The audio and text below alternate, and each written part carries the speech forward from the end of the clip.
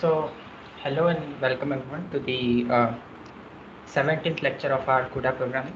So, in the previous lecture, we saw things related to the barrier, right? So, we saw what is global barrier, what is sync thread, which is a barrier across the threads of the thread block. Then we saw an example related to the sync thread, and then we saw that there is something called as thread fence block and thread fence uh, instructions, which allows us to perform data synchronization. And after that, we started off with the reduction, and we saw what is reduction, and we also saw how to implement the reduction. And yeah, with that we ended off with the reduction, and then we started with prefix sum. We saw what is prefix sum, we saw how to implement it, and then we also saw a few applications related to the prefix sum.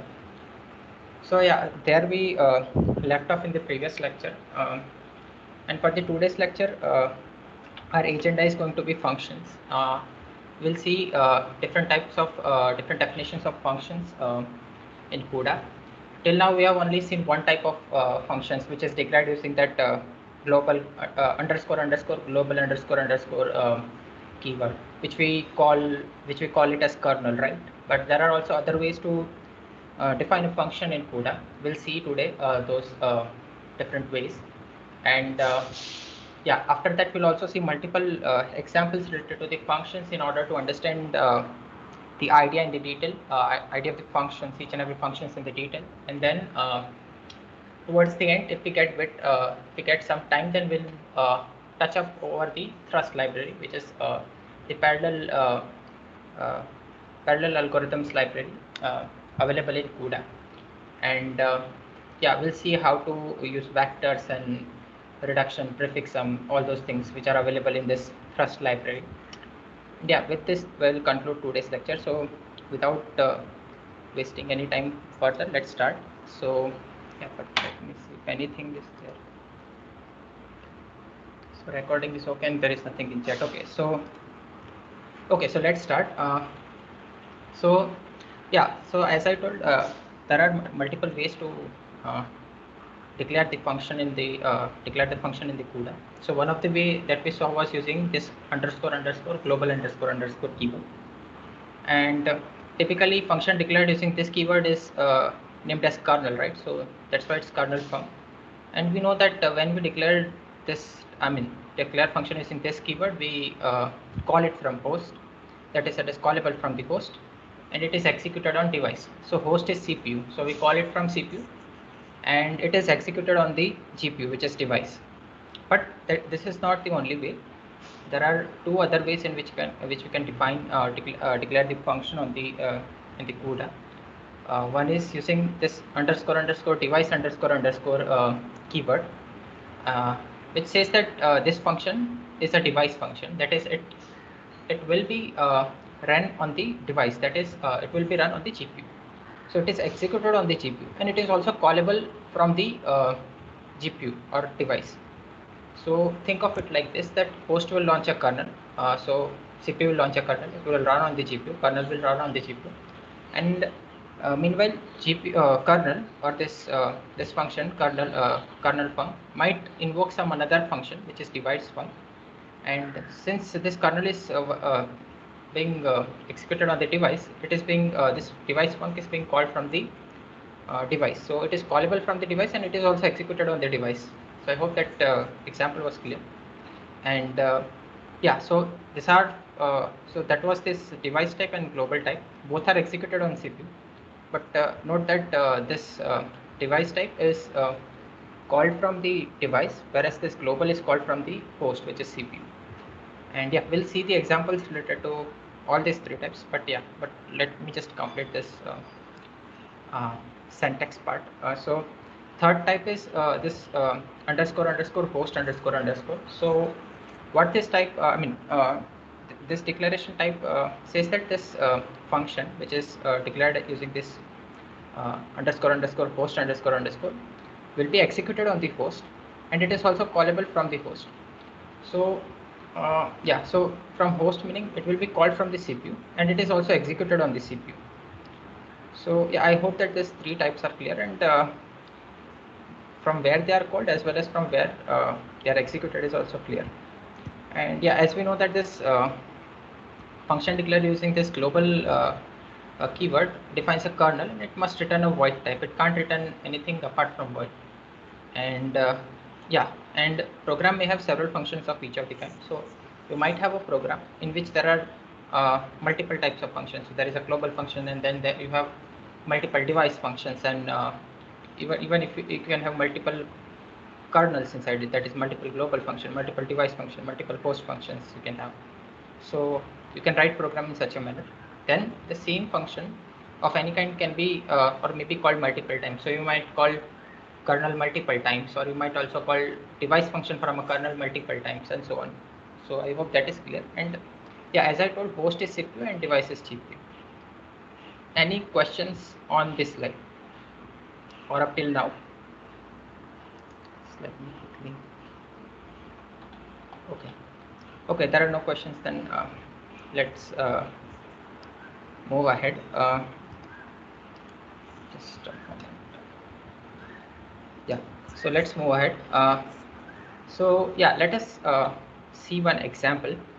So yeah, I have included this library, standard libraries that we need for running the CUDA program. Then I have declared four functions, and please note that this this example is split into two slides. So this is the first slide, and next is the second slide. So this entire two slides is composed of one example. They together represent one example. So yeah, so in this slide there are four functions that are being declared. So first is this host device function, whose return type is void, and it is named as dhfun, and we are printing that I can run on both CPU and GPU. And yeah, this function, as we saw, here we are declaring it as both host and device, so it can run on CPU as well as GPU. And can it be called from CPU and GPU both? We'll see it with the example probably. But yeah, so second is this device function. So this device function, if you see, it is calling this dhfun. So dhfun can call the this dfun is a device function, and it is calling dhfun. So this dfun, which is the device function, can call dhfun, right? Because this is device function.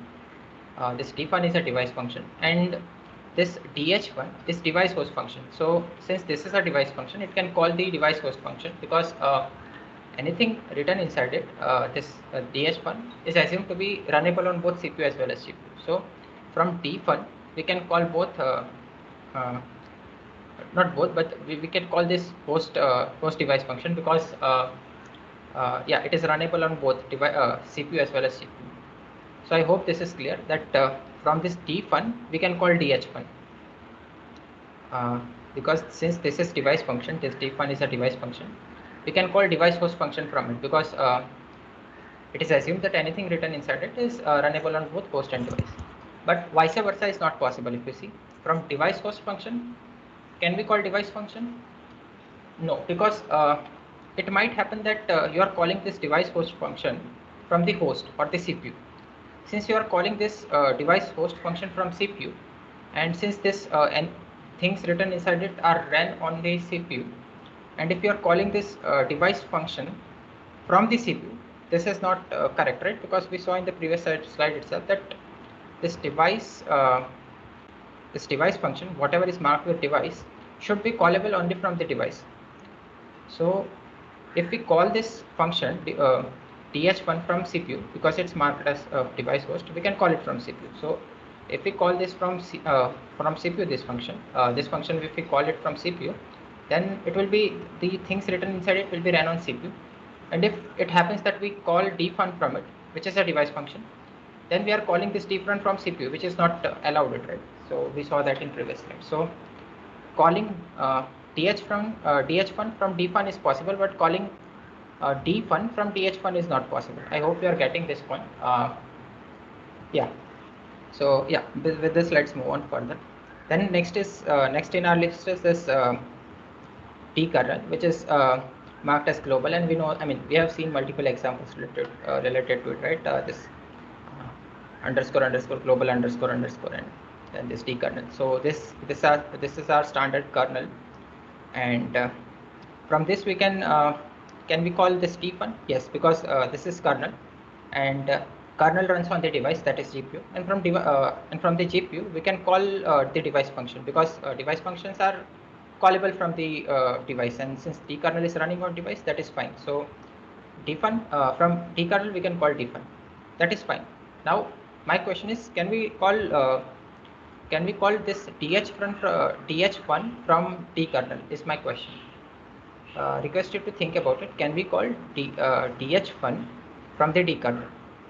Is it possible?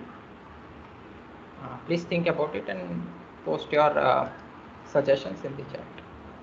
Okay, I think there is some question. What does having both host and device means?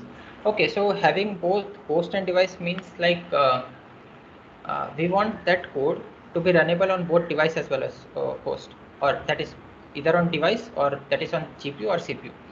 So it might happen that CPU might call that function or GPU might call, that function might be called from CPU or GPU. That is the meaning of it. If there is still any confusion, then you can ask Gokul.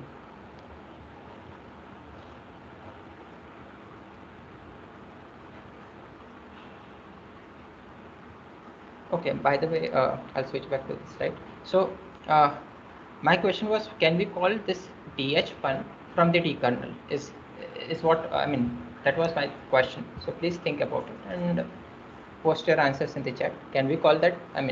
Is this call possible, or will it give some error, compile time error or something?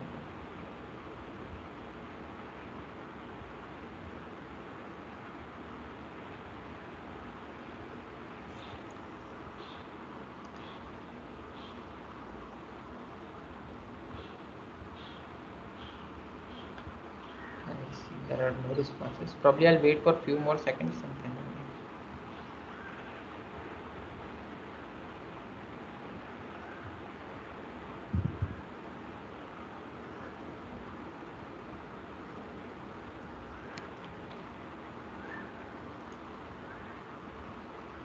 Okay, there is some.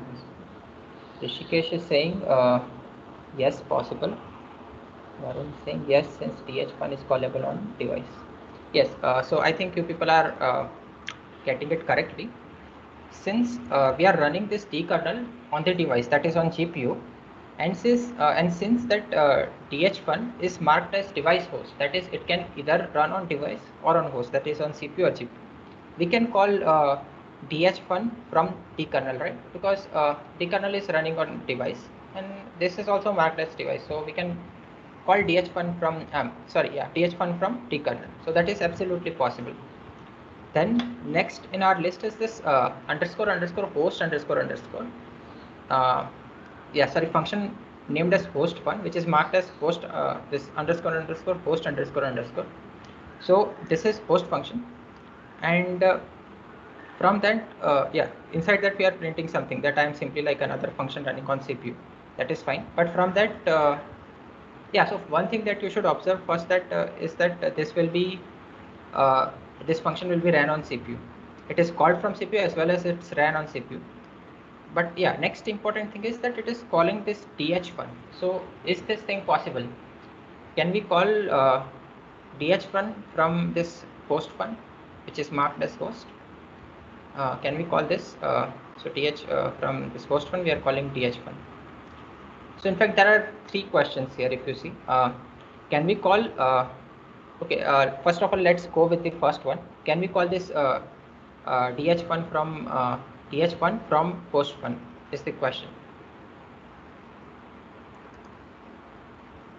Yes, so I think Rishikesh is suggesting yes, that is correct. So so we can call dh1 from the host1, because since this is running on host, and since dh1 is marked as host device, so it can run on host. So calling it from host will not cause any issues, and it is properly, it's correct that we can, it is correct that we can call it from the CPU. That is fine. So we can call dh1 from host1. But my next question is, can we call dfun from the host1? Okay, so I'll put both the questions. Can we call dfun from the host fun, and can we call dkernel from the host fun? So question is, we have this function host fun. We know that we can call dhfun from the host fun. That is perfectly fine. But can we call dfun from the host fun, and can we call dkernel from the host fun? Is my next question. So there are two parts to this question. I hope you are getting it. Please think about it and post your answers in the chat.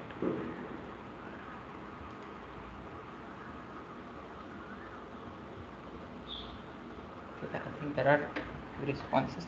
Let us try to understand them. So Varun is saying no and no. Rishikesh is saying no since both run on GPU. Okay.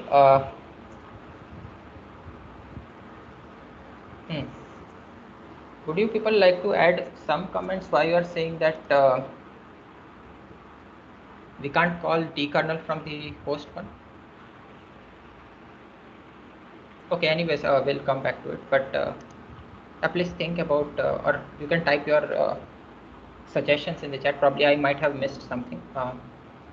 And Gokul is suggesting dkernel yes, dfun no. Okay. Yeah, I think that is good that you people have tried. So.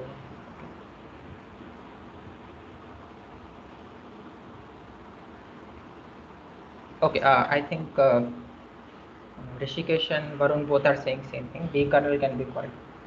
Okay, I think you people are getting it now. So let us try to understand it. So, so host function is first of all it is ran on the CPU, right? It is called from the CPU and it is running on the CPU. Now, let us see this first thing, that can we call dkernel from the host one? I think few of you were confused here. Can we call dkernel from the host one? So initially I think few of you told that no, but let us try to understand that it is possible. And why it is possible? Because this host one is running on CPU, and if you see, we can call the kernel from the CPU, that is host.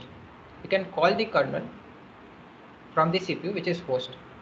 And since this is a host function and it is running on the CPU, we can call the kernel from the host function. So calling dkernel from the host function is possible. I mean, it won't give you any issues. But the next question that I asked, that is, can you call dfunc from host function? That is not possible, right? Because we saw that this dfunc was a device function, and device function are only callable from device. If you see here, they are only callable from device. And this host function is not a device function, it's a host function. So it's running on CPU, not GPU. So if you try to call this host function, sorry, not host function, if you try to call this dfun from host function, it will give you some compile time error or some runtime error. Yeah, so that is not possible. But yeah, dkernel can be called from host function. So I hope that that point was clear. Any further questions?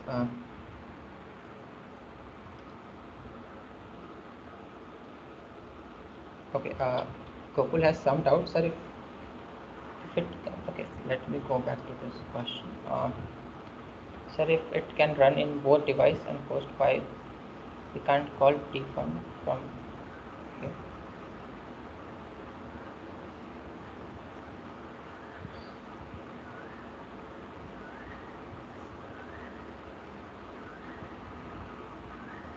Okay, I think you are confused here. That okay, let us come back to the. Okay, so I think Gokul's doubt is this, that this dfun, or sorry, dhfun is being I mean, this is the function that can run both on CPU as well as GPU. Then why can't we call this dfun from it? Well, I think that was the question. That was the Gokul's question. And answer to it is simple. Since this dhfun is, I mean, is runnable on both CPU as well as GPU, and if you see that this function might be called from the CPU, right? So it might happen that this device host, I mean, this function dhfun marked as device host is called from the CPU. And if that is the case, if it is called from the CPU, and if it is after calling, after calling it from CPU, probably we are calling this dfun inside this dfun function. If that is the case, then we are violating this thing, right? That this device function can only be called from device. So here we are calling it from host, because this at runtime, if you see, think of it from runtime perspective. This function which is marked as device host is being now called from the, is now being called from the host, and it is running on host. If we try to call some device function from host, what will happen? We won't be able to do that. So that is why it is not allowed.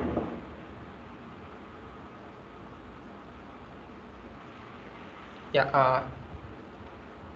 First of all, is it clear, Gokul, or did I missed something? Clear, sir.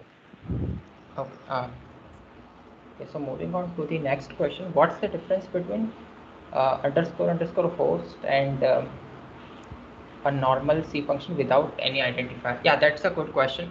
So first of all, I would like to add one point to it, like yeah, that even if I don't write this host, right, let's say I have removed this host, then also there is no need of, this function will run on CPU only, right? There is no need of, host in this case, because even if I would have removed this host, then in that case also uh, this function would have ran on CPU. Then why do we need this host? So the point is, this is a quite crucial point. Why do we need this host, and why this NVIDIA people have introduced this keyword host?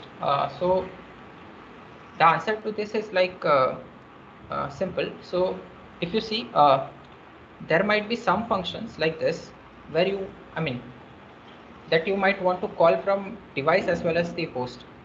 So in that case, you need some keyword to mark that, okay, this function can be also called from the host and as well as the device. So for that we need this host keyword. But coming to the Warren's question, what's the difference between underscore host and a normal C function without any identifier?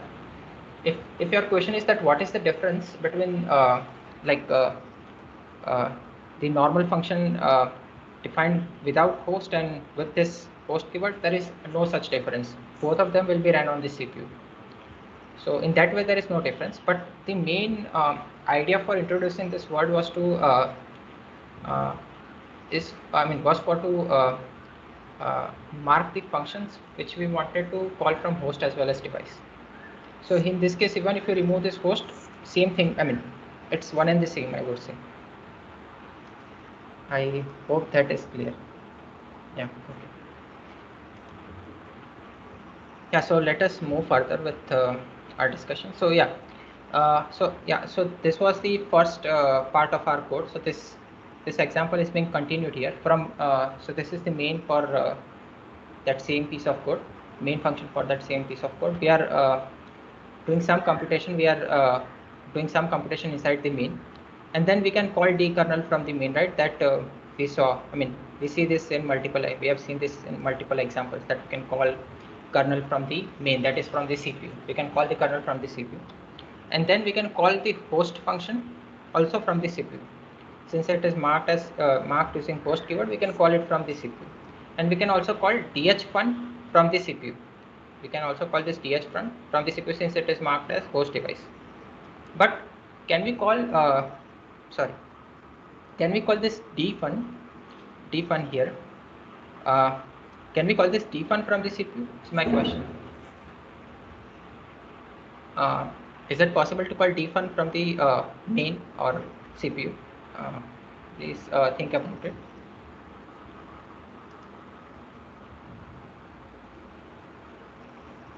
Okay, one is saying no. Yes, that makes sense. So as we saw that this device functions are only callable from device, and if we try to call this dfun, which is marked as device from main, which is from CPU, it will give some compile time error, and hence we can't do that thing. So yeah, that is quite obvious, I would say. And yeah, so the key point is that we can't call dfun from the main. Okay, so let's move further from here. And yeah, so this is the typical diagram that, function called diagram that we are perceiving in this example. That is, main is calling dkernel, main is calling dkernel, it is calling host func, and it is calling dhfun. Fine, this thing we know. Then host function is calling dfun. So yeah, let us go ahead. Host function is calling host function is calling dhfun. Then dfun is also calling dhfun, if you remember, and dkernel was also calling dhfun. So yeah, this thing we already saw. So one more question that I have for you people is that what are the other arrows possible in this diagram? So this much we already know, right? That this much is already possible. The arrows that are shown here are already possible. Already possible function calls. But what are the other possible function calls possible for this diagram? So what are the other arrows that you can put in this diagram? Yeah, so one thing that you can think is, how about dh1 to dfun? Can you do this? dh1 to dfun. Can you do this? From dh1 we are going to dfun. So, yeah, let me go back. Okay, Gokul is saying that it is not possible. Yeah, request others to also think, and also think that what are the other possible arrows that are possible in this diagram. I'll wait here for a few seconds for you people to think that what are the other possible arrows that you can add to this diagram.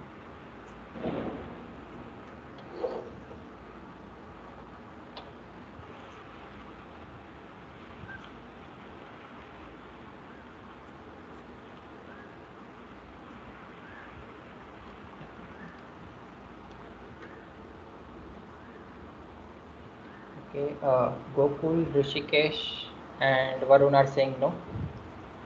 Yeah, I think that is correct. That you can't call dfun from dhfun. So this arrow from here to here, from dhfun to dfun, is not possible because the reason is the same that I gave in the previous slide, right? It's the same question. In fact, that this dhfun might be called from host, and if it is called from host, then it is running on CPU, and calling dfun, which is a device, which is something which will be run on CPU, GPU, cannot be called on the from the CPU. So this arrow from th1 to dfun is not possible.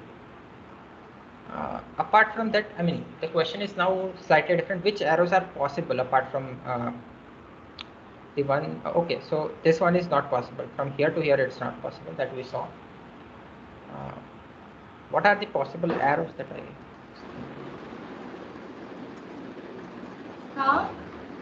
There is some noise. Request each and everyone to mute unless you have any question.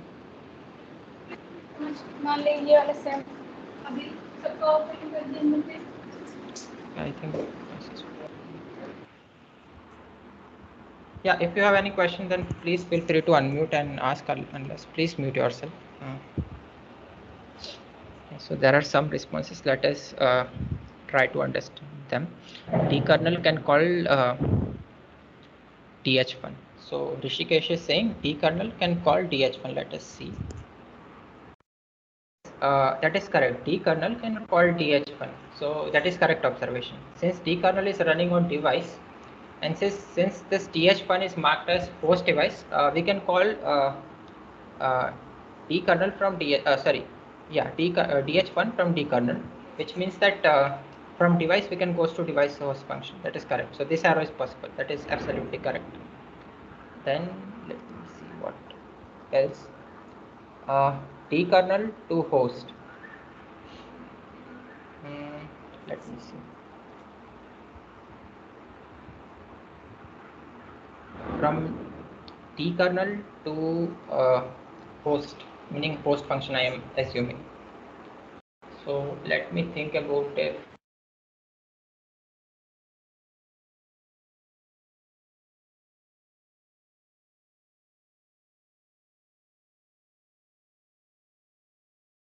The host function.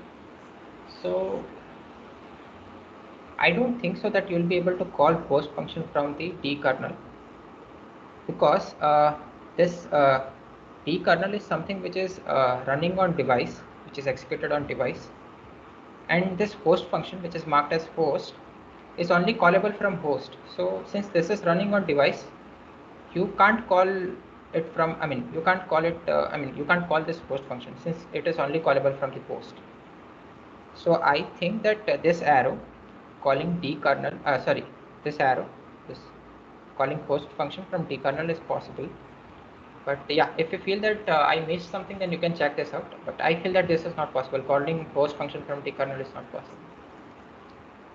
Okay, let us move to other suggestions. D kernel to DH1. I think we already took this one, right? Rishikesh told, yeah, this one is same as this. D kernel to D1.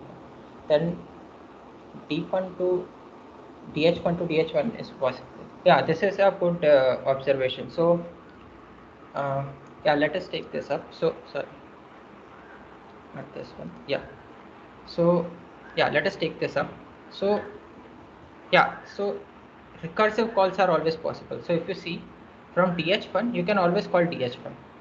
From host1 you can always call host1. From main you can always call main. So recursive calls are always possible. From dkernel also you can call dkernel. There is something called as dynamic parallelism. Probably if we'll get time, we'll see. But every recursive call is possible. So you can call main from main, host function from host function, and so on. Dfun from dfun. So that all is possible. So that is one good observation. Apart from that,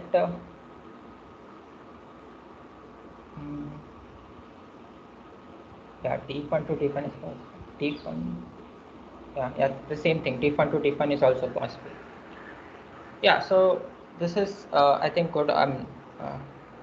Suggestions are, I think, on the correct line. So I would like to ask you one more question here. What are all calls possible to the dkernel? So can we call dkernel from the host function? Can we call dkernel from the device host function? Can we call dkernel from the D function? So these arrows from here to here, here to here, and here to here are possible.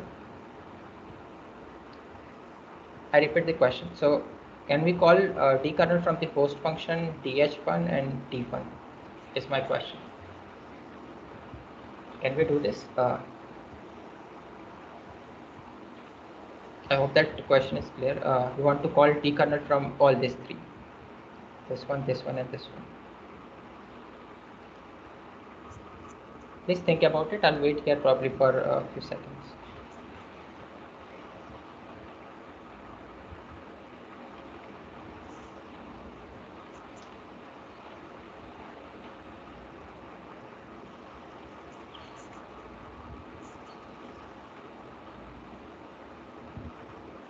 Okay.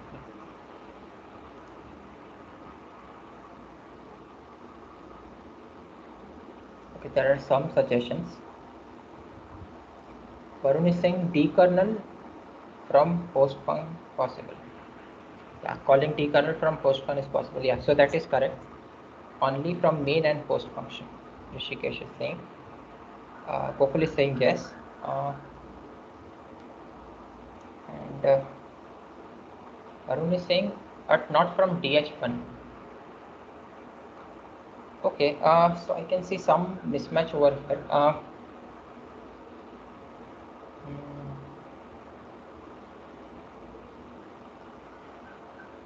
Okay, so as far as I understood from you people are telling that from host function and main we can call dkernel, but from dh1 and dfun we can't call dkernel. Actually, I think you people are correct as far as uh, what we saw in this slide, because this was marked as host. But yeah, I'll like to add something here. There is something called as dynamic parallelism also. So I told that there is this loop also possible, right? That you can call kernel from kernel. So if you take dynamic parallelism also in picture, then in that case from device also you'll be able to call the D kernel. So from device host function as well as device function. you'll be able to call the D kernel, but you need to take care of a few things there. But yeah, please try to understand here that yeah, these two things we already know from main and host function. We can call D kernel since it's called from CPU. But from device host functions also, we'll be able to call the D kernel. And for that we need to study something called as dynamic parallelism, which probably will see if we get some time. But yeah, please note that we can do this thing also. From DH function and dfun, we can call D kernel. So I hope that is clear. Let me see.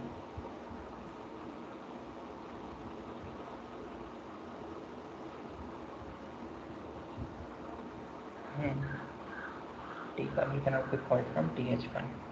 Okay, I hope that what I explained was clear.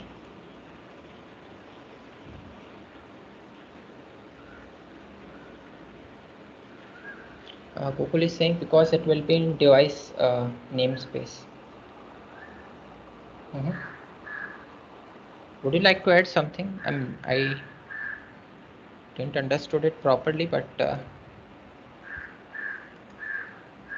in what context were you saying that it is? Okay. Anyways, if you feel that you need to add something to this, please type them on the chat, or you can unmute yourself and tell. Yeah, but short answer is like this D kernel can be called from main host function dh1 and dfun. And yeah, so I hope that is clear. Any further questions apart from that? Okay, there are no questions. In that case, let us move further. So let us see this thing that is HostAllocMemory. So whenever you have this type of function, right, which is declared as host device, which is which is callable from both device as well as the host. This function is kind of very friendly with something called as HostAllocMemory. And what is HostAllocMemory? I have already specified this in I think few initial lectures that this HostAllocMemory or unified virtual memory, it's also called as unified virtual memory. So this memory is kind of this memory is kind of common between or common meaning that it is maintained across both CPU and GPU. So let's say if you have declared some variable as HostAlloc, then you'll have separate copies for both CPU and GPU, and those copies will be kept in sync. So yeah, it's kind of like you update some variable, and that update is seen across both CPU and GPU. And this HostAlloc memory is kind of very friendly with host device function, since this HostAlloc memory can be accessed from both CPU and GPU, and since this host device function are also called and runnable from both CPU and GPU, so it's kind of very friendly with it. And let us see one example with example related to this HostAllocMemory. And yeah, this is the example. So here we are declaring a integer pointer which is counter, and yeah, then we are allocating memory on the we are declaring this HostAllocMemory, uh, which is which will be declared on both CPU and GPU and will be kept in sync. And the address of that memory is pointed now by this counter pointer, which is integer pointer. And then we are setting this memory location to 0 using star counter. So we are dereferencing that address, and we are placing value 0 into that memory location. Then we are printing that what I can see, we are printing that value inside that memory location, which is pointed by the counter. And then we are calling the kernel, which is named as print k, with just one thread, and we are passing this address which is present in counter. And this kernel is this here marked using global, and inside kernel we are calling this fun, which is again host device function, and again we are passing this address. And yeah, inside kernel we are it is calling fun, which is incrementing the counter, and yeah, it is incrementing the counter, and then we are printing the value of counter. And then there is cds will wait for the CPU till all the GPU threads finishes here at this kernel. And then we are calling again fun from CPU, and again we are passing this counter value, and then again we are printing this counter.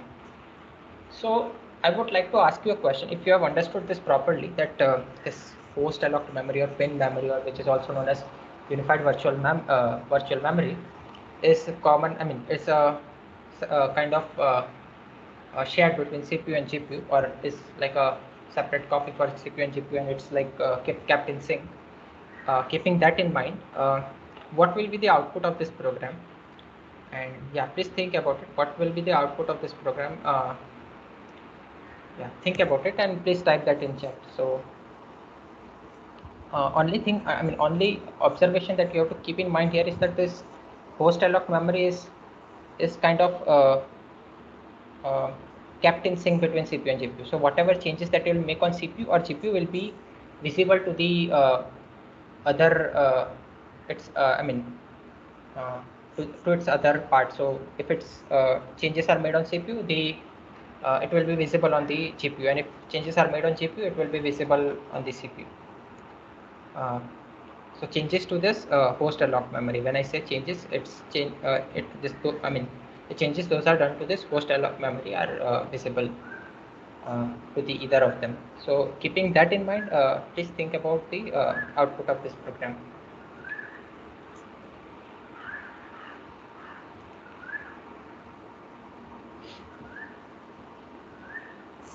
Okay, there is some response.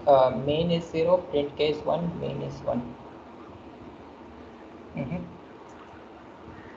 Okay, request others to try. I'll wait here for a few seconds for you people to try.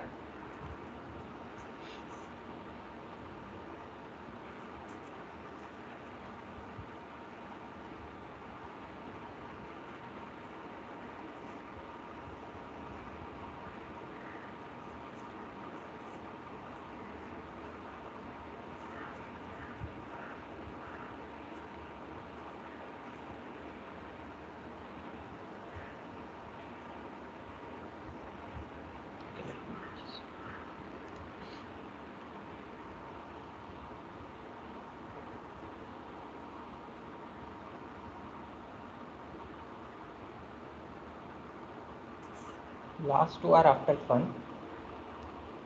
Okay, I think probably we are missing something here. So let us see. I think last main should print to Rishikesh if I'm not wrong, but let us see and let us discuss it.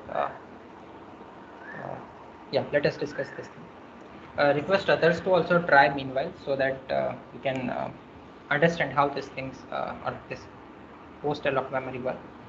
So okay, so let us try to understand the output of this program. So here we have declaring this integer counter, and it's pointing to some integer pointer which is named as counter, which is pointing to some host alloc memory. So yeah, that copy will be kept in sync between CPU and GPU. So whatever changes are made, it will be visible to both. And yeah, we are initializing it to 0. So on CPU as well as CPU, the value of counter will be 0. Now we are printing it from CPU. So the output here will be definitely 0, right? Because we have done no operation on it, and we have just initialized it. So here, if we print it from CPU, even if we print it from GPU, the output will be 0. Then we are calling it, we are calling this kernel, and we are passing its address. And what we are doing, we are calling this from kernel, we are calling this fun. Uh, and here we are again passing some address, which is the address of this counter, which is the host alloc memory. And we are incrementing it. And after incrementing, we are printing it. So here, since we are incrementing it, the output should be 1, right? Because increment is done here, and then we are printing, so output will be 1. And then in this CPU, since CPU will be waiting here, then this function will finish, and then CPU will move further. And then now please note that value of counter was 1, because here when print k was called, 1 increment already happened. And now we are calling this fun from the CPU, and we are passing this host alloc memory. And since this copy is kept in sync, the CPU will also see the value of counter as 1. And since this is called from CPU, and here since we are updating it by 1, I mean we are adding 1 to it further, the value will now become 2, and when we print it from main, it will print 2. So I hope that you are getting this. So output will be 0, 1 and 2. I hope this thing is clear. If there are any, there is any confusion, please feel free to ask. The key point to note here is that this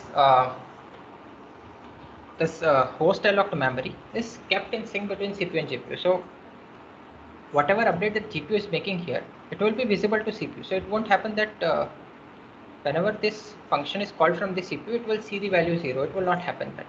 It will see the updated value which is being updated on the GPU. So that's why the output is 0, 1, 2. I hope that you are getting this thing. So yeah, that is fine. I had one more question here. Let us say that I added something inside this host device function. Let us say that I added this thing, right? Yeah, let me come back. Let us say that I added this percentage %d.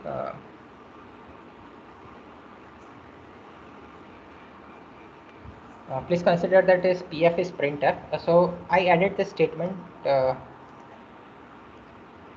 here inside this host device function here somewhere. Then please think will this program compile? And first question is that will this program compile or not is my question. Assuming that I have added this new statement here in this host device function, will this program compile or not?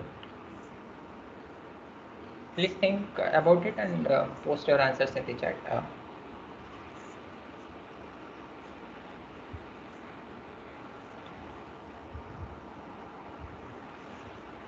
I'll wait here for a few seconds so that you people can think about what can be the possible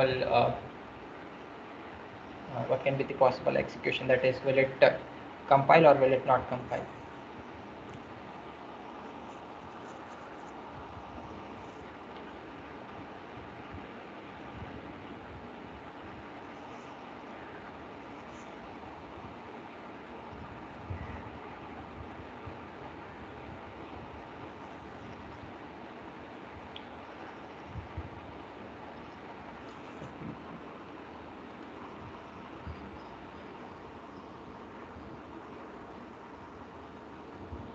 Probably Gokul is saying probably compile but runtime error.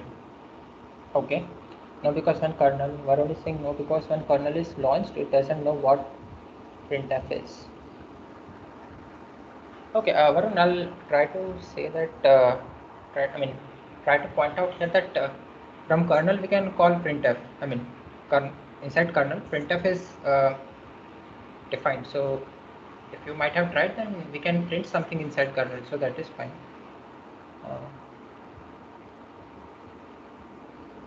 Yeah, that's okay. If you give wrong answer, that's fine. That's not an issue. So yeah, let us try to understand this. So simple answer to it is no. Like, you can't write such type of statement inside the host device function.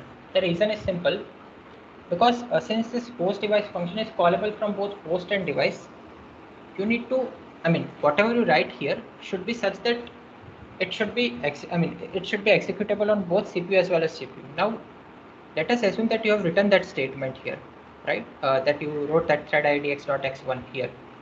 But let's say this function is called from the host, then it doesn't know what is that thread id x.x. So in that case, it might give some compile time or runtime error.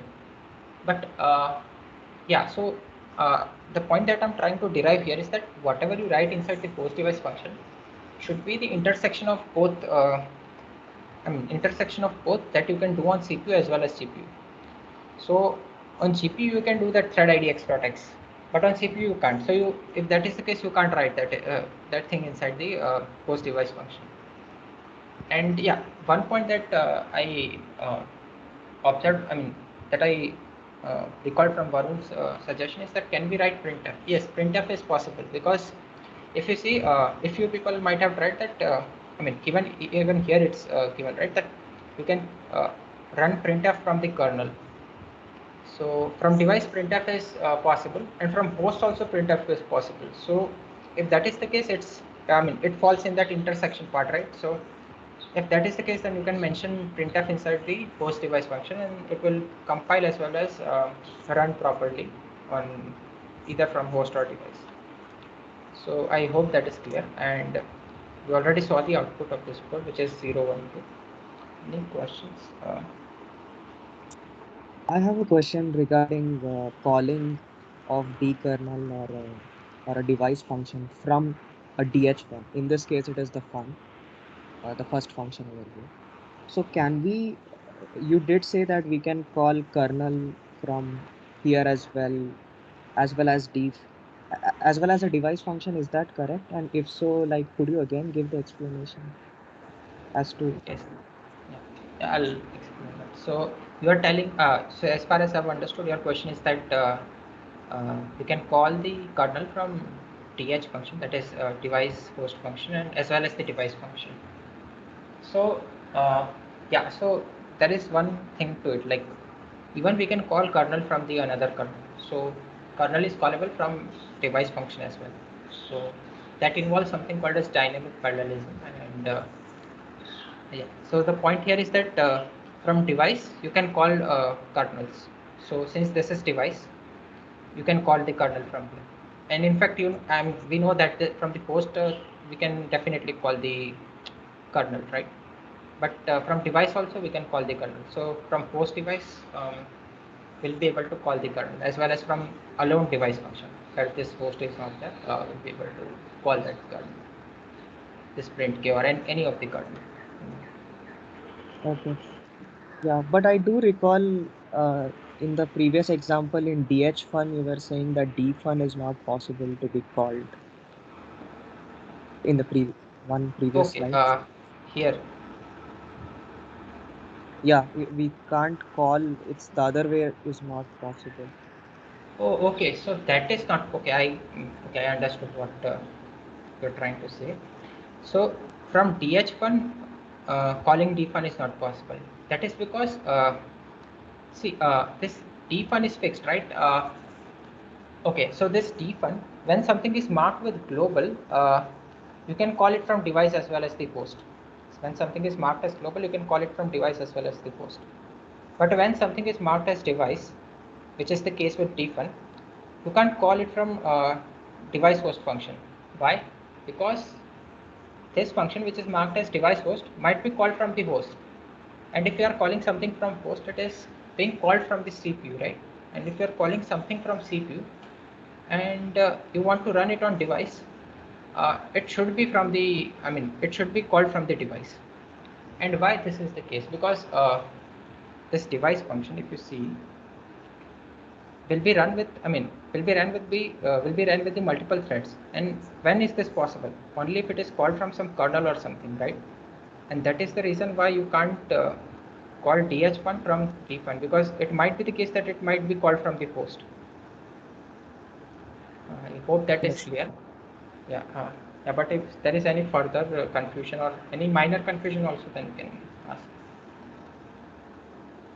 I think I have some question. uh, Sorry for the delay. I have some networks. Okay, that's fine. Can can we have a host function and device function? Okay, I probably misunderstanding this question, but if your question is that can we have this alone host function and alone device function? Yes, that is correct. I mean, you can have this thing. Host device is the combination of both. You can always declare the separate things, right? Like that, declaring it as alone host and declaring it as alone device. If this is possible, then what about adding host device function? Okay, so uh,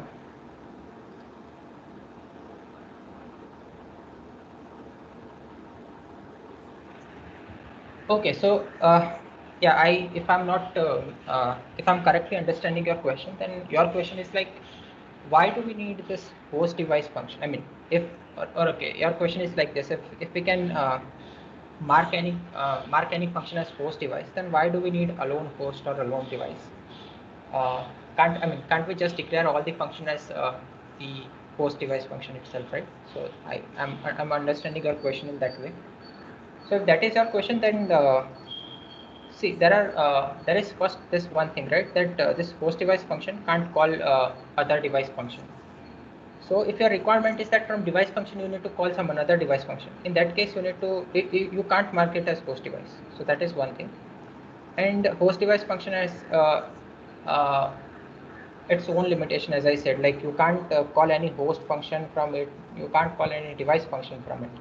So if you properly remember here, from dh1 you can't call host function. You from dh1 you also can't call dfun. So that is its limitation. You won't be able to call these two things from there. And if you want to do that, then you need to either specify it as dfun or I mean either using device keyword or as a host keyword for either of the case, like for calling the host function or the device function. So um, yeah, did I understood it correctly, or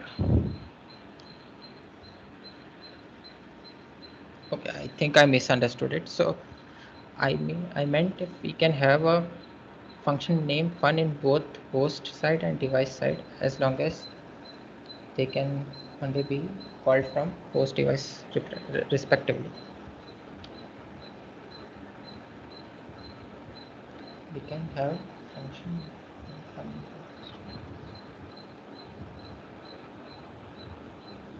Yes, see, name doesn't matter. So you can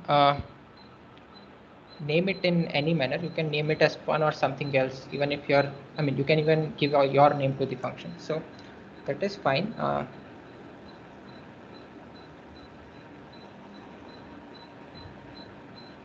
Second part is, and if it is possible, can we have host device function fun? Yes, that is possible. You can have host device function fun. So if your question is that can we name it as fun or something else, then I mean the naming is not an issue. You can give any name. If I understood it correctly, that was your question. Sir, like Yeah. I think I got what he's saying. Like he's saying that like if can we have the same function as host and a device, like both of them in the same program? Oh, okay, okay. Probably I misunderstood. I haven't tried that thing. Okay, I haven't tried that thing, but I feel that there will be compile time error because you are marking the same function as same. I mean, same identifier you are using for both. I mean, for two different function. In that case, I think there will be a compile time error. I think so, but I haven't tried this one, so I need to try this. So I request, I mean, Gokul, you try this out or check this out on Colab or somewhere, and please let us know what is the case with that. But I haven't. I mean, I haven't seen an issue. Okay, I'll see this one. Or probably I'll try this out on Colab or somewhere. Okay. Any other questions apart from this? Sir, excuse me. Sir, Yeah. I have one doubt Yes. regarding the last example. So, Yes. as we are using host alloc memory, so in that case, in case of the first function, so that is func. So if you add underscore underscore host underscore underscore, so in this particular case, there will be no problem as we are using host alloc memory. Am I rightly understood, sir? But in case of Yes. if we use if we use thread ID, then in that case it might create problem and obviously create problem. Yes. Yes. Am I okay? Yes. So for this Since you are particular thing, uh, your voice is breaking.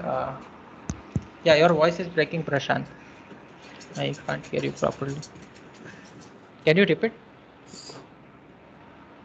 for this particular example, Yes. so adding underscore host to function will not create any problem, as we are creating host alloc memory.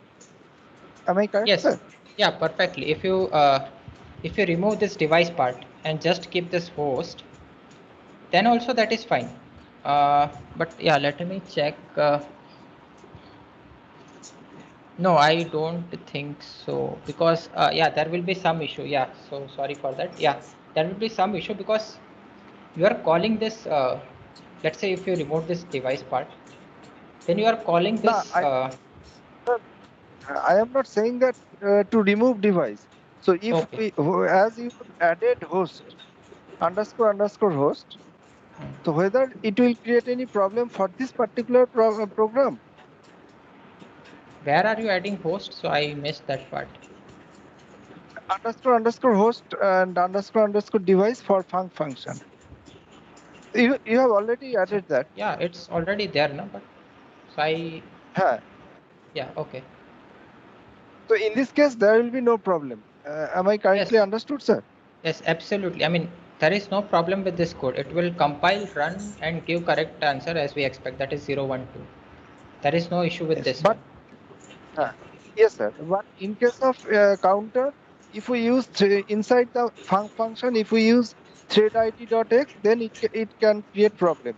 Yes, It will perfect. create problem. Yes, Okay, okay. yes, Thank you, sir. perfect. I mean, you understood it properly. Okay, sir. Okay. Yeah, any questions apart from that? Yeah, this thing I need to try. Yeah, this one I need to check this thing. Apart from that, any questions till this point?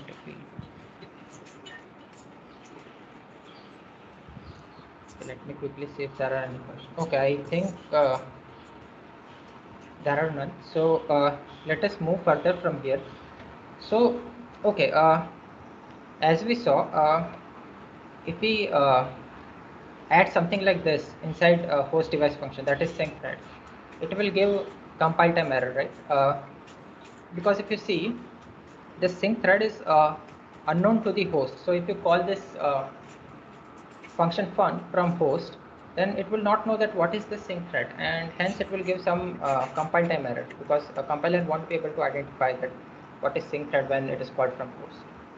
So this is same as our previous example or previous talk that I initiated, that what will happen when I add this line. So this thing is similar to that, like adding sync threads will cause similar issue as adding thread idx.x.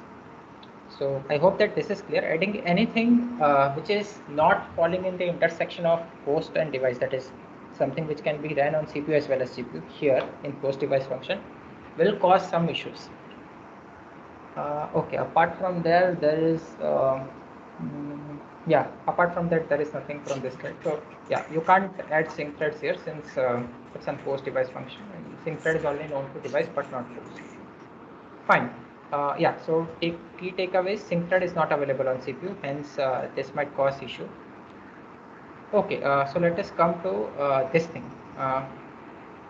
So here, instead of host alloc, instead of saying that I'm host allocing it, host allocing some memory, I do CUDA malloc. That is now counter, which is an integer pointer, and CPU is pointing to some memory location which is declared on the GPU. So counter is pointing to some memory location on GPU. Now I'm initializing that counter, printing that counter from main. Then I'm launching the kernel, passing that address of counter, and then CDS, and then again calling fun with that passing that counter address, address that is stored in counter, and then I'm printing the value of counter. So will this code compile properly, or will it cause some issue at compile time or run time, or I mean, will it cause any issue, or will it go through swiftly or smoothly as we expect? Please think about it and post your answers in the chat, or please feel free to discuss also if you feel something is there that should be discussed. Yeah, please think about it.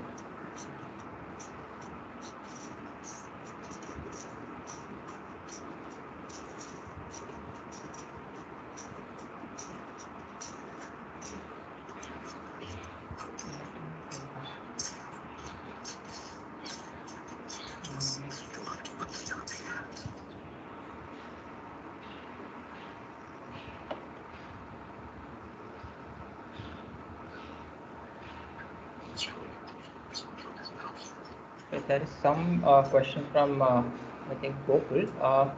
He thinks, sir, do CUDA host alloc make it so that device can tell that memory address is pointing to host side? Can tell that memory address is pointing to host side. Okay.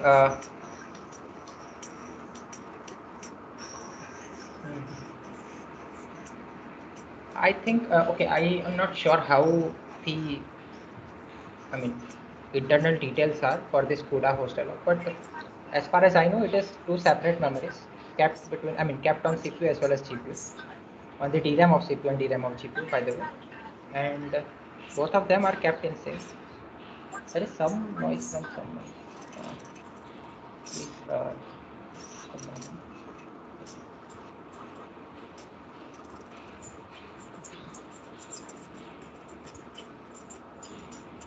I request each and every one of you to mute unless you have any questions, I guess. Okay. Okay, so coming back to the question by Gokul. Okay, so as far as I know, the implementation of host alloc to memory is like that. There are two separate copies and they are kept in sync. So the question here is so that Gokul is trying to ask that is it that the device, device is able to figure out that the memory is, the correct memory or the correct value is currently on the, on the host side or the device side? I don't think so. It is like this, that whenever the variable is updated or some memory is updated, which is marked as host alloc, it will be updated on the both the end. And whenever GPU wants to read the value of that host alloc variable, it will only read from its copy, but that copy is in sync with in sync among both CPU and GPU. So whenever it tries to read anything, it will read the correct value since it is kept in sync. I hope that I answered your question. In case I missed something, then please do let me know. Would regular malloc also work? Okay, I think yeah, probably that is what here. Yeah. Let us say I have just used malloc or CUDA malloc here. Instead of CUDA host alloc, I have used here CUDA malloc, right? Or let us say even if I have used malloc here instead of CUDA malloc or host alloc, I have used malloc here. Then what will happen? So here there are two scenarios, right? Let us analyze one by one for each of them. Let us say that I have CUDA malloc here, and let us say that I have malloc here. Then what will happen? So for CUDA malloc, we have this slide, right? This entire slide is for CUDA malloc. Please consider that this slide remains the same, just we have changed this CUDA malloc to malloc. Then what will happen? Please think for both the cases what will happen.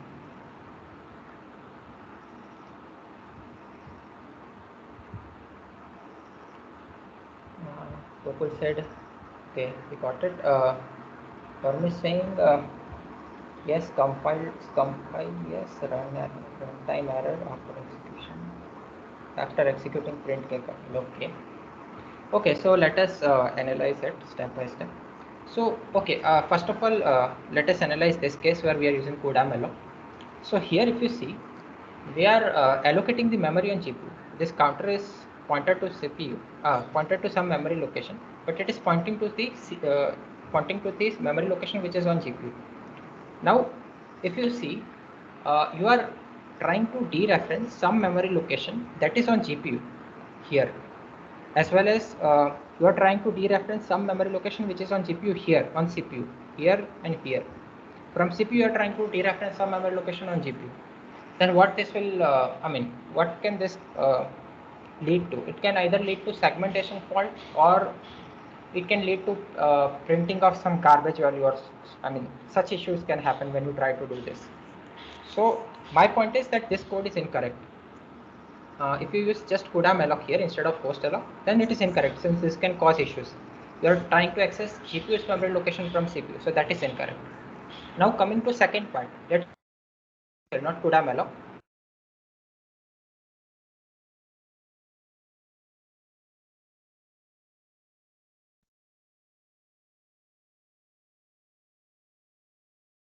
Then this is fine. You can initialize it on CPU, you can print it on CPU, that is fine. But when you pass the CPU's address to the GPU and try to access, try to dereference it here on the GPU. So please note that you are dereferencing CPU's address dereferencing CPU's address on GPU. That will cause sec fault on GPU or some garbage value printing on GPU. So that is also incorrect. So either replacing this CUDA host alloc by CUDA malloc or malloc will lead to some runtime issues. It might be printing of garbage value, or it might be the case that you might encounter sec fault.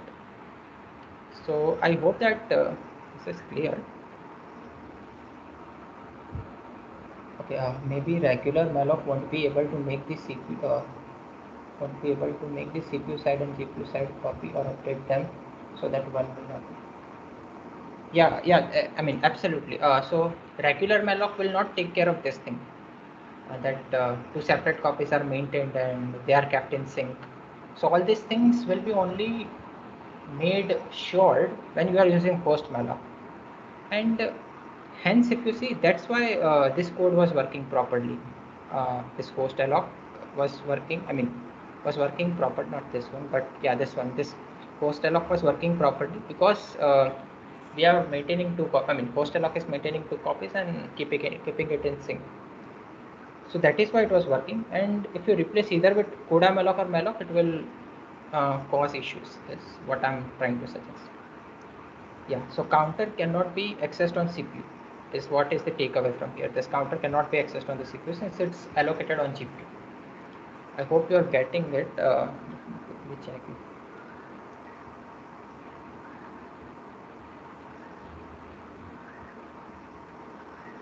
Okay, I think there are no questions apart from that. So let us move further. Okay, so let us try to understand this. Let's have declared global variable integer, which is named as counter.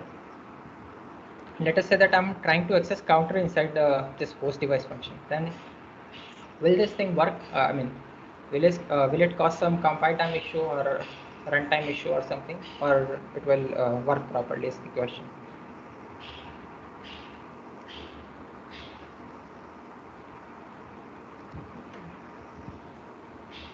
Okay, please think about it. I'll probably wait here for I think like it will cause a seg fault because counter is on the CPU and the function would be running in GPU. Yes, perfect. I think you got it. So this, when we declare this variable using such syntax, which is it is declared as a global variable, and this global variable is something which is declared on the CPU. And if something is declared on the CPU, and since this is a host device function, it can be called from device. And if that is happening, so in fact this can happen here. So the function is being from the print k, which is kernel, we are calling the function, so it is called from the device. And if we try to access some variable which is such, like such counter from the device, which is from GPU, it can cause sec fault, right? Because the counter is allocated on the CPU. We are trying to access some CPU memory location from GPU. That is not valid. So yeah, I hope that you got this point, that this is also not correct. Okay, so yeah, probably we got this, that this is not correct. And why? Because counter cannot be accessed on the GPU. Okay, fine, we got this thing, but what about this? I declared, instead of declaring it as int counter, I declare it as host device int counter. And now what can be the output of this program, or will it compile and run correctly, or first of all it will give some error during compilation or runtime?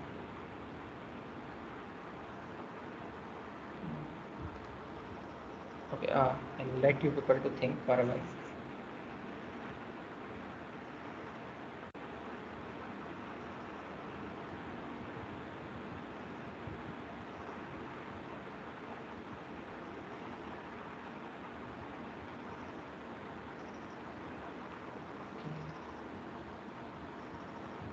Okay, I think there are no responses.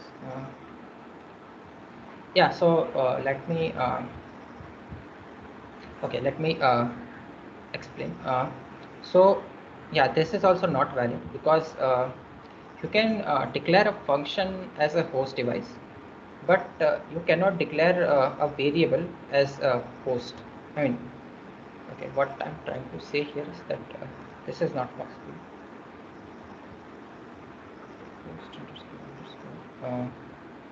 sorry.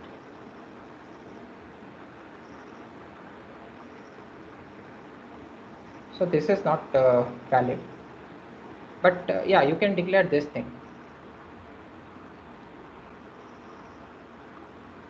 So you can declare a variable as a device using a device keyword, and if you do that, then you can access that variable inside a device function. So let's say this host was not there and this host was also not there, and you are accessing counter which is declared as a device inside a device function. So that is valid, that is fine. But variables cannot be declared as host. So this is not valid. This one is not valid, and because of that, this thing is not a valid declaration, and hence this will also not work. So I hope you're getting this point. Any questions upon this one? Okay, if you have any questions, then please feel free to ask. Okay, yeah, so next one is like what I just iterated, or just what I just said, that we are now declaring that this variable which was initially host device as just a device. And if that is the case, this is this is now some variable which is allocated on the GPU. Please note that when we mark something as device, it is allocated on the GPU's memory. And if that is the case, we can call this, we can call this from host device function. In fact, we can call it also from device function alone. But yeah, we can also call it from host device function. But there is one issue here, and that issue is that since this host device function can also be called from the host, that is CPU, and since it is being called from CPU, we are accessing some memory which is there on GPU from the CPU. So that might lead to sec fault at runtime, but during compilation it will give you the warning that it will give you the warning during the compilation that you are doing something wrong here. That is, you might try accessing some GPU memory from CPU. That is fine, it will give warning, but at runtime, if you try to, if this is the execution pattern, that is you're trying to call kernel, and from kernel you are trying to call function, which is this host device function, and inside host device function, since it is being called from device, that is GPU, and this counter, this host device function will be ran on the GPU. Since it is being called from kernel, it will be ran on GPU, and since you are accessing this counter from GPU, this is completely fine. Counter is on GPU, you are accessing it from GPU. So this is fine, it will not cause any issue. So for this example, it will just give you compile time warning and will run perfectly. But the case where it will give issues is where you are trying to call this function, which is fun, from the CPU itself, from main itself you are calling. Then in that case, it might give some problem. So I hope that this is clear. There are any questions? Okay, there are no questions. Let me move ahead. So okay, let us try to look one classwork before we end up today's lecture. So let us look at this classwork. So yeah, so this classwork is about incrementing all the elements in the array, and we want this code to be callable from host as well as device. So how are we writing this code? Let us understand. So yeah, so we have this array declared on CPU of size n. Then this there is this pointer DARR, and we are CUDA mallocing the memory of size n integers on GPU, and making DRR point to that memory. Then we are initializing that memory on CPU, placing initialization is done in ARR, and then this values in ARR being copied to DRR. And yeah, so this is using CUDA mem copy, we know this thing. Then we are calling this function fun, and this function is host device function, please note that. And since it's been called from the CPU, since it's being called from the CPU, this loop will run on the CPU. Fine. So this is sequential code till now. Calling it from CPU, running on CPU. Then we are calling it from GPU, and we are passing DRR. Please note that DRR is DRR is pointing to some memory which is allocated on GPU. So here it will point to some memory allocated on GPU. Then we are calling fun. Now fun is being called from device. So sorry, fun is being called from device, so it will this ARR is also pointing to some device memory, and it fun is called from device. So now this loop, which is being ran by single thread, will be ran serially on GPU. So this loop is now running on GPU if it is called from here dfun. And it is ran by one GPU thread on GPU, and yeah, in that way we can in some sense increment this array on CPU as well as GPU.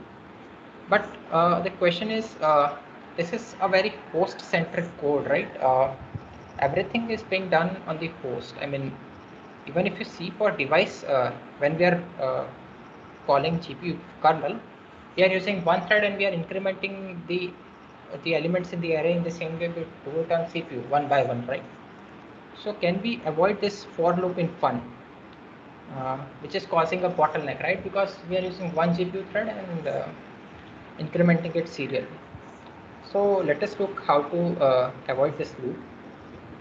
So yeah, we can avoid this loop, and for that what we can do is, instead of instead of calling this not calling, but instead of incrementing this ARR, each value in ARR here one by one using this loop, what we can do is we can call the kernel with n threads, which was actually the size of the array ARR and DARR.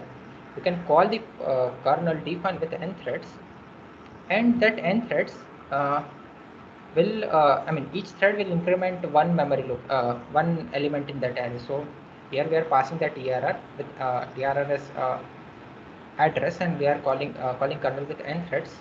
Then for how we are calling the function, so each thread in this dfun, actually, so there are n threads. Each thread will call this dfun, and based on its thread ID, it will increment that memory location, in the array.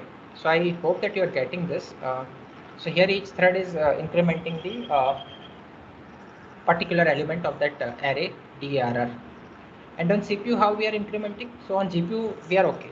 It is being incremented in parallel by n threads. But on CPU, here we are incrementing it serially, right? One after the another using this for loop. And address is passed appropriately by doing ARR plus II. So ARR plus 0 is passed, ARR of 1 is passed. So we are passing the base address plus offset. So based on that, the memory address will be computed and that value will be incremented. And please note that this fun is host device function, so it can be called from CPU as well as GPU. So that is fine. So yeah, we were able to do this, but there is one more point too. What if I don't want the for loop in main also, but still want GPU parallel code? So I don't want this loop in the CPU and still want this GPU parallel code to be running with n threads. Then in that case, we can still tweak this code further. So this is device centric and sequential on CPU, but it is device centric. It is being run with n threads, but it's serial on the CPU. Now let's say I don't want the loop in the main part also. Then how can I change the function, this fun function? So what can I do in this case is that let us keep all this thing as it was previously. So I can now let's say I want to eliminate that loop here, which was here. So what can I do is I can just simply call this function as ARR combine. So when it is called from CPU, this host device function, when it is called from CPU, it is being passed n as the argument, second argument, and it tells that okay, the number of elements that I have to increment when I am being called, which this function fun, which is host device function, when I'm called from CPU, I have to increment n elements. So loop here is now shifted to here. So when I am called from CPU, I have to increment an element, and that value is passed here. And when I'm called from GPU, so please note that this dfun is being launched with n thread, and this dfun is internally calling fun, and it is passing the appropriate address by ARR plus thread ID x.x. So each thread will get one unique element in that array to increment. And when this function fun, which is host device function, is being called from the GPU, it will what it will know that I have to just increment one element since each thread is working on one particular element, right? So for that case, I'll for the case where this function fun is being called from GPU, I'll pass one as argument, and if that is the case, nn will be one, and only one element will be incremented. This for loop will just run for one iteration, and yeah, appropriate element will be incremented based on the address computed by this base plus offset, and that appropriate address location will be passed, and that element will be incremented by just one iteration of the for loop when called from the GPU, that is from the this default. And when being called from the CPU, it will be increment. It will this nn will be n, which is passed here, and it will this for loop will run m times. So I hope you are getting it that we have eliminated. I mean not eliminated, but we have shifted the for loop that was in the CPU to here device function, post device function, and yeah, by using this mechanism, you can increment an array which is I mean you can increment the array on both CPU and GPU. So I hope this is clear. Any questions up till this point on the material covered today? We'll wait here for a few questions.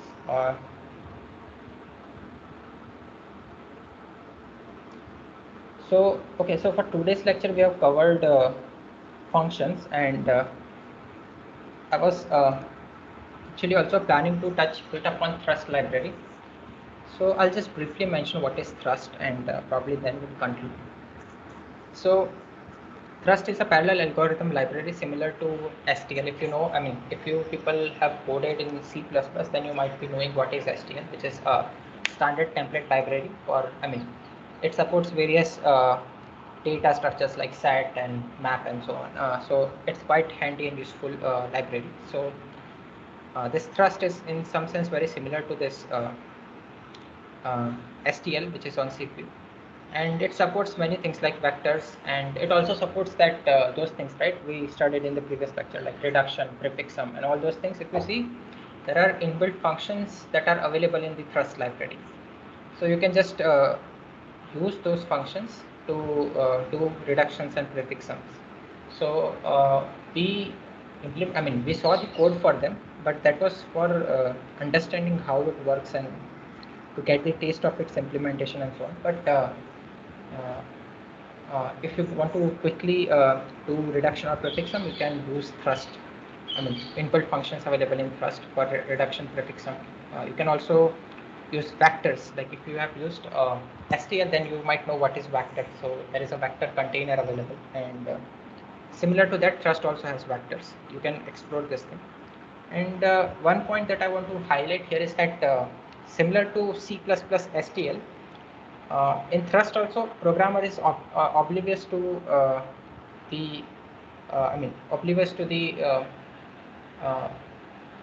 to where the code is being executed. So if you know in C++ STL, when you use set, you don't know how that set is being implemented. Okay, if you have understood it, or if you have tried understanding it in great detail, then you might know that okay, set is implemented using something called a strat tree or self-balanced binary search tree. That is okay, but how it is being, I mean, what is its actual internal implementation? You need to delve deeper into it. You need to open up the STL and all those things to understand that. The similar manner in thrust also, its internal implementation is there, but for programmers, they are just users of this those APIs, right? So for them it is like a black box, and they are using that part, that vectors and sets and all those things which are available in thrust. So yeah, so programmer is oblivious to where the code is being executed on CPU or GPU. So it might happen that thrust is using some, it is executing some part on CPU and some part on GPU and so on for maximizing the performance benefits and for those things. So yeah, you can explore this thrust library. We won't be able to cover it in great detail here due to lack of time. And yeah, so I'll probably stop here since we have already overshot the time. But I'll wait here for a few minutes to take up the questions, and Yeah, then we'll probably disperse.